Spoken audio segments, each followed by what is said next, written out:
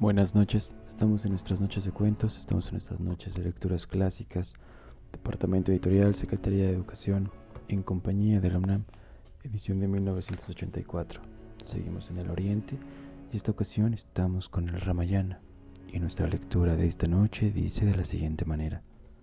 Hubo, en una época remota, una raza de terribles demonios, gobernados por un rey de 10 cabezas que residía en la isla de Lanka.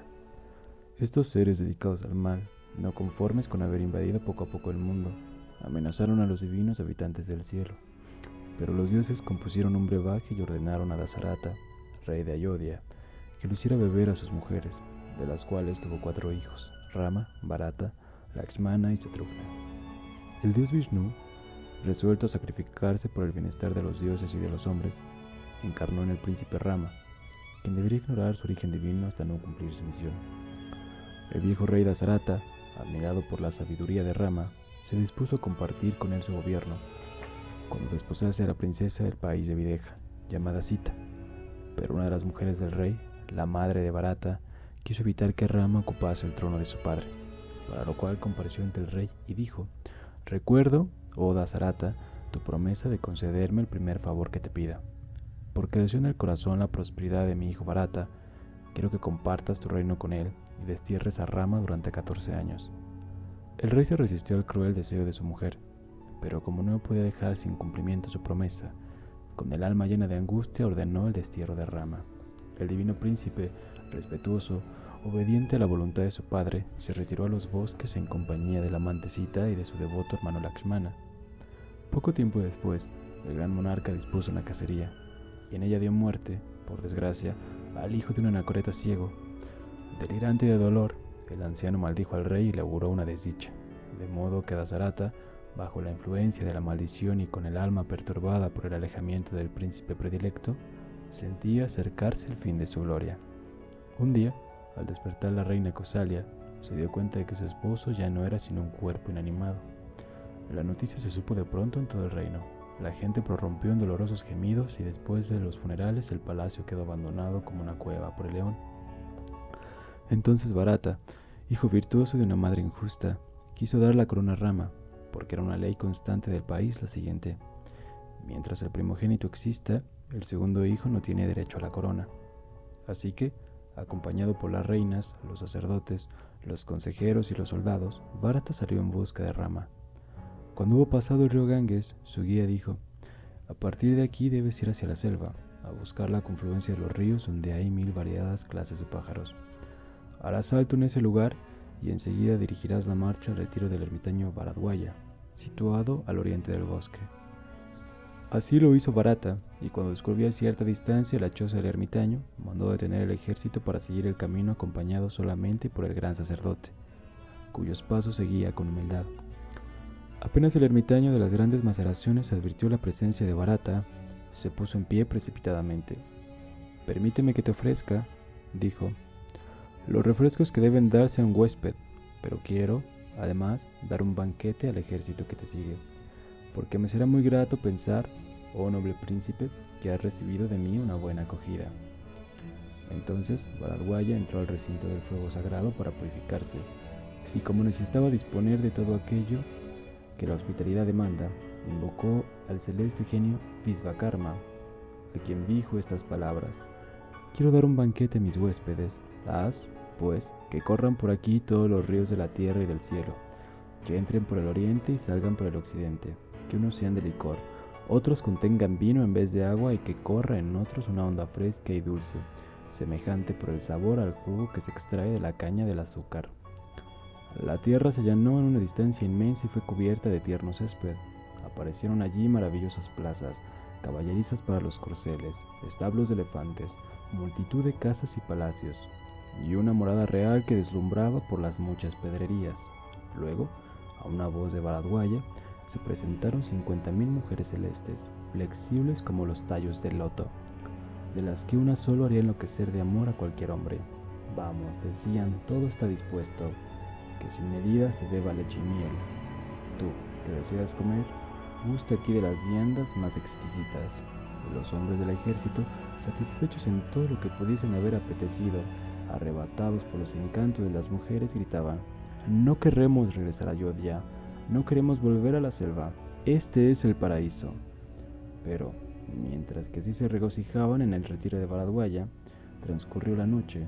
Entonces los dioses, los ríos, los coros de mujeres se fueron misteriosamente. Al siguiente día, Bharata mandó reunir el ejército y se puso en camino del lugar en que debía hallarse su hermano. Así que, después de algunas jornadas, viendo subir el humo de un fuego sagrado en medio de la selva, se dirigió a la cabaña de donde procedía. En ella estaba el príncipe Rama, de hombros de león, con un áspero vestido de corteza y con el pelo crecido como el de los ermitaños. El eminente Bharata, sorprendido por el aspecto de su noble hermano, se postró ante él y dijo con voz apagada por el llanto: Por causa mía fuiste condenado a tal suerte, vergüenza eterna para mi vida, censurada por todo el mundo. Pero el generoso Rama besó la frente de su hermano, lo oprimió entre los brazos y le dijo dulcemente estas palabras: ¿Cómo pudiste venir a la selva sin tu padre? ¿Dónde está el magnánimo Dasarata? Viven alegres nuestras madres. Entonces Bharata, lleno de aflicción, hizo saber la muerte del gran monarca y añadió: Dígnate concederme ahora una gracia, a mí que soy tu siervo. Hazte consagrar en el trono de tus padres, como Indra lo fue en el trono del cielo. Nuestras nobles madres y todos los súbditos que ves aquí han venido a buscar tu presencia. Concédeles también el mismo favor. A lo cual repuso Rama: Cuando mi padre y mi madre, distinguidos por tantas virtudes, me dijeron: Vete a los bosques, ¿de qué manera podría desobedecerlos? Aún después de mi destierro, ¿cómo podría volver a Ayodhya, privado del mejor de los reyes? ¿Qué boca me dirá aquellas palabras, dulces al oído, con que mi padre me esperaba al regresar de los largos viajes? Y volviéndose a su esposa, dijo: Mi padre ha muerto. Los ojos de ella se oscurecieron con las lágrimas. A pesar de los ruegos de Bharata, Rama, presintiendo su destino, insistía en el propósito de no regresar a Ayodhya. No había hombre que no llorase por la pena, lo mismo los poetas que los guerreros o los comerciantes, igual los maestros y los sacerdotes de palacio. Si las mismas lianas lloraban una lluvia de flores, ¿cómo no habían de llorar los hombres? Rama, dominado a la emoción, dijo a Bharata: Basta, hermano, detén las lágrimas, mira cómo nos atormenta el dolor. Vamos, regresa a Ayodhya. A lo que respondió Bharata, después de enjugar el llanto: Regresaré, pero no olvides que me resigno bajo la condición que envuelven estas palabras tuyas.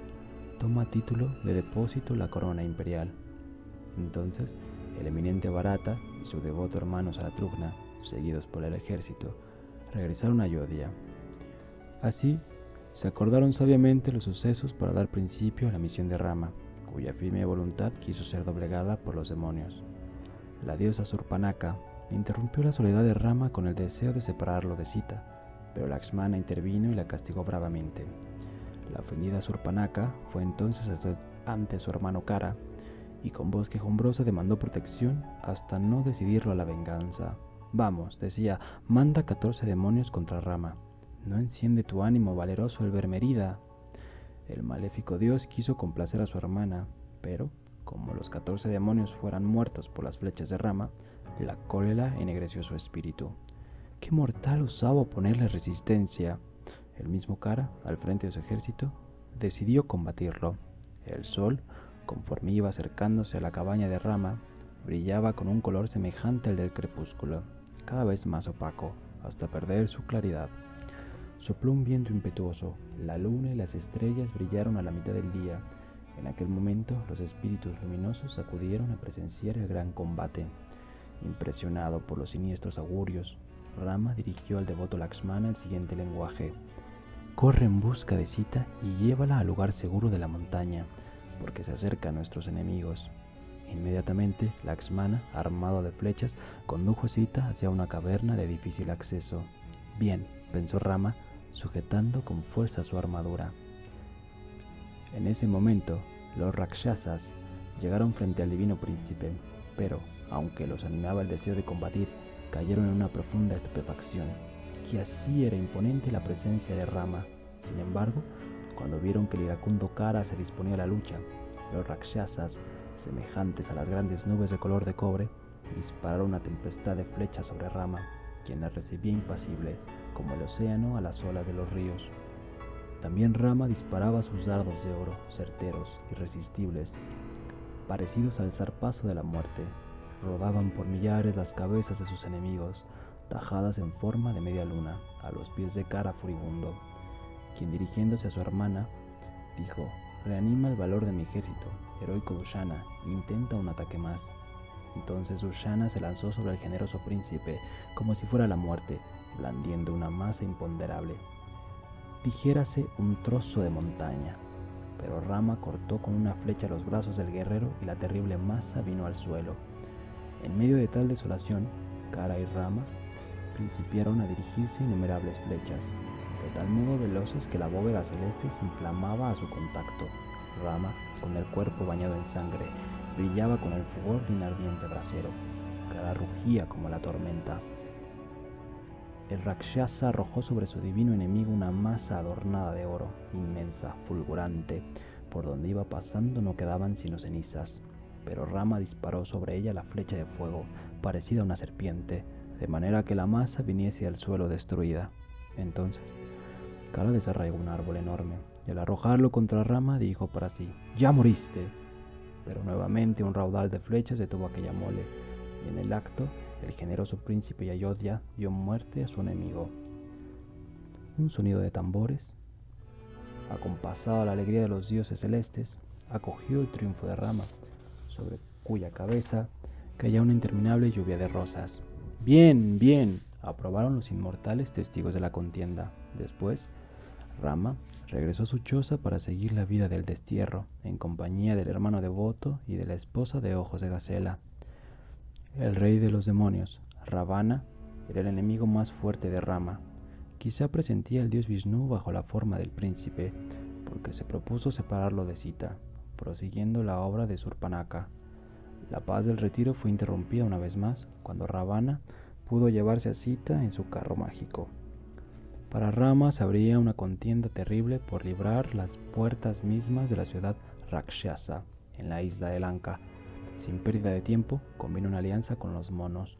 Unió la isla al continente, lanzándose picachos de montañas al mar.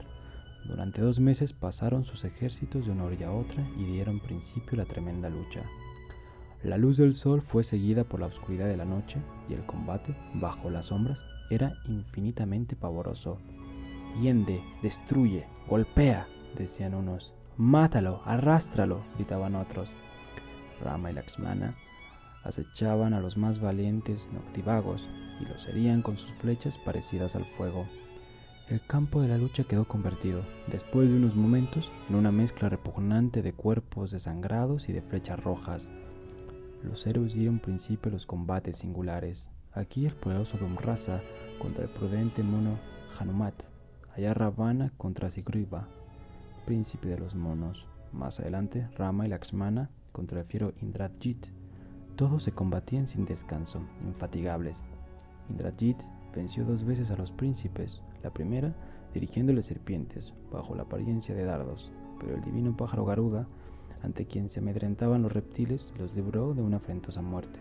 La segunda vez, Indrajit disparó una nube de flechas emponzoñadas y los príncipes cayeron a tierra, pero el mono Hanumat trajo sobre su espalda el pico de un monte, donde crecen las hierbas medicinales.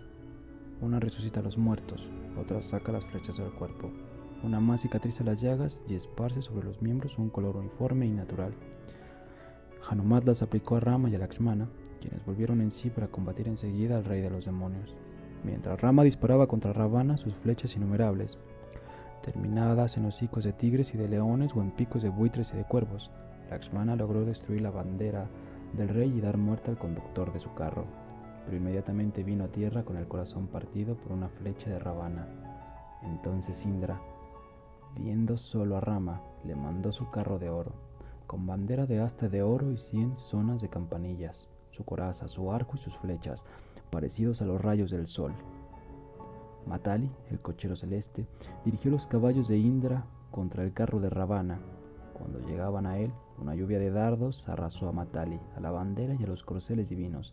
Solo Rama permaneció en pie, peligrosamente amagado por Ravana. La ansiedad invadió a los dioses, el mar se encrespó con furia, el sol parecía oprimido hacia el fondo del cielo, pero Después de algunos momentos angustiosos, Rama dio muerte a los caballos de Ravana e hirió a este mismo, 3 veces en la frente y 3 más en el pecho.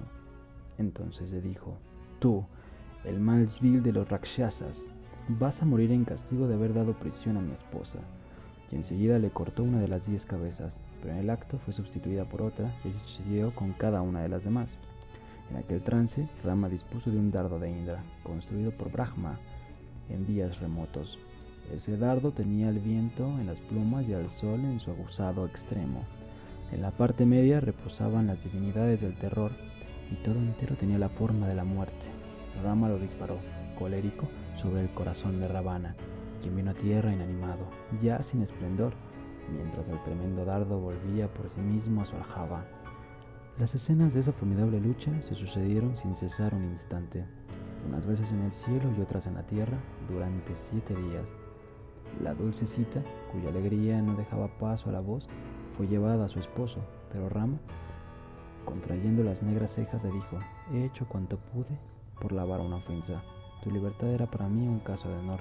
Sin embargo, no es digno en un hombre de familia ilustre vivir nuevamente con su esposa cuando ella viene de la morada de otro hombre. Sita, desconsolada, se doblegó un momento a los pies de Rama y, deseosa de morir por la eternidad, se arrojó al fuego de una pira. Los dioses aparecieron de pronto, conducidos sobre los aires por un carro celeste. Brahma, el augusto creador del mundo, dijo a Rama: tú eres Vishnu, morada de la verdad. Se te conoce del principio al fin de los mundos, pero no se sabe tu principio ni tu fin. Entraste en ese cuerpo para dar muerte a Ravana, en beneficio de los dioses y los hombres. Ahora vuelve gozoso a tu morada, o la más fuerte columna en que reposa el principio del deber. Entretanto, el fuego se consumió sin causar daño a Sita, y la puso en el seno de Rama, diciendo: he aquí a tu esposa. Yo, que veo cuanto existe, lo manifiesto y lo oculto, te garantizo que no tiene la menor mancha. Después, a ruegos de Rama, Indra mandó una lluvia de ambrosía sobre el campo de lucha para volver la vida al ejército de los monos, a quienes se concedió, además, la gracia de tener ríos limpios, raíces, frutas y flores, aún fuera de la estación propicia. Y, habiendo transcurrido los 14 años de destierro, Rama regresó a la ciudad de Ayodhya, acompañado de su devoto Lakshmana y de Sita. Este poema, que da gloria, prolonga la vida y hace victoriosos a los reyes. Es la obra principal que compuso Valmiki en tiempos remotos. Será libre de pecado el hombre que pueda ocupar siempre su oído en el relato de la historia admirable y variada del príncipe de brazos infatigables. Tendrá hijos si quiere hijos, tendrá riquezas si tiene sed de riquezas. Los que simplemente escuchen este poema obtendrán del cielo todas las gracias, tales como las hayan podido desear.